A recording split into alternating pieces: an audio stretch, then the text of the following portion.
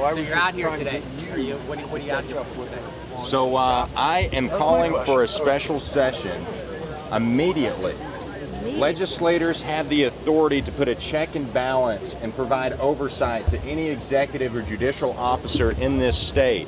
I represent Northwest Georgia, and my citizens are sweating every day to pay their taxes, and they don't want those taxes funding Fani Willis.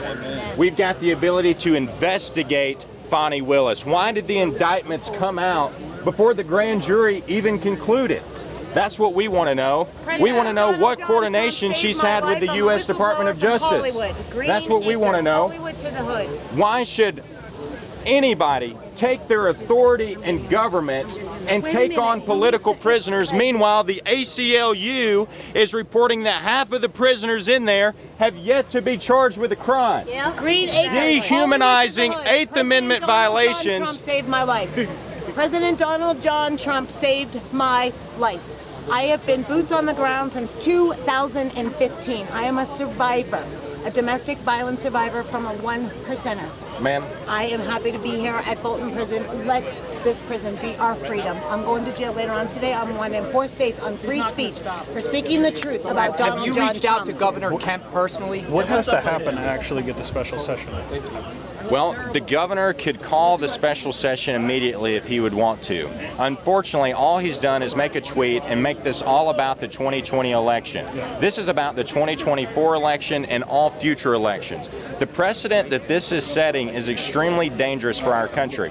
Let's not forget, it took 19 days to certify those election results.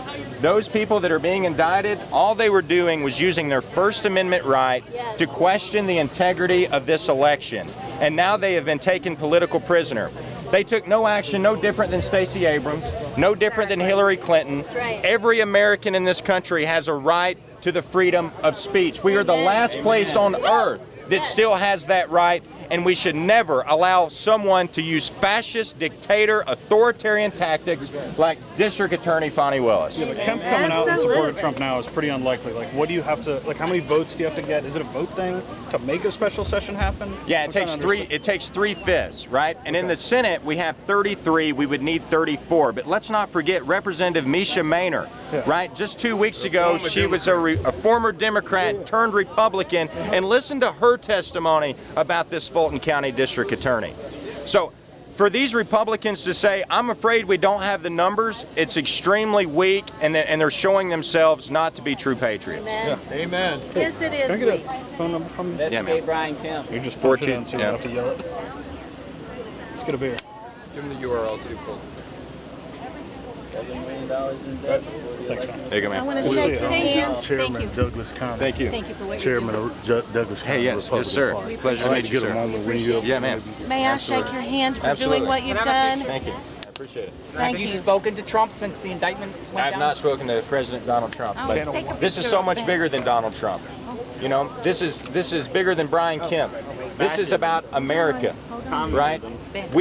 These legislators right now are making a choice. They can either choose to stand with the rule of law and the Constitution, or they can choose to side with this far left, radical, communist-like dictator district attorney. You think you'll get enough votes?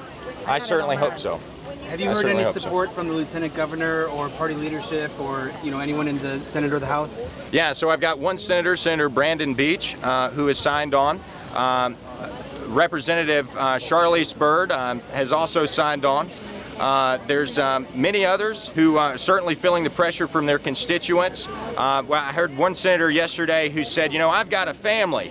I've got other things to do. I can't be taking all these phone calls. Well, guess what? The 18 that have been indicted, they have families too, right? One of those indicted has 8 kids himself. They're expecting an average of $1 million each in legal fees. So if you can't do your job, Senator, resign and let's find someone who can. Yes. Woo! We're busy too. We don't have time to call them every single day. They need to do their job. That's right. That's Here. right. Be more serious on that next phone call. Oh, All right. yeah.